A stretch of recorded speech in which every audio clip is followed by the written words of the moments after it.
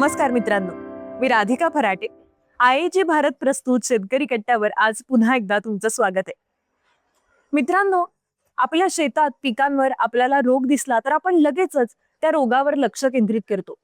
पण अनेक वेळा हा रोग म्हणजे कारण नसून फक्त परिणाम असतो.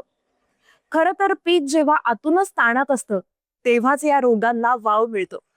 अन्नद्रव्यांचा असमतोल, पाण्याचा ताण, मुळांची कमकुवत वाढ किंवा जमिनीचा खराब पोत यामुळे पिकाची प्रतिकार शक्ती कमी होत असते. अशा वेळी हे जे रोगजंतू असतात ते पिकाच्या आजूबाजूलाच असतात. पण पीक जेव्हा आतूनच कमकुवत व्हायला लागतं तेव्हाच या रोगांचा प्रभाव वाढायला लागतो. म्हणूनच रोग हा फक्त शेवटचा टप्पा आहे असं आपण म्हणतो, कारण मात्र त्याच्या आधीच तयार झालेलं असतं. म्हणूनच जेव्हा आपण फक्त औषधांवर भर देतो आणि मूळ कारणांकडे दुर्लक्ष करतो तेव्हा एकदा हा रोग आटोक्यात आला तरीही तो पुन्हा पुन्हा दिसून येतो.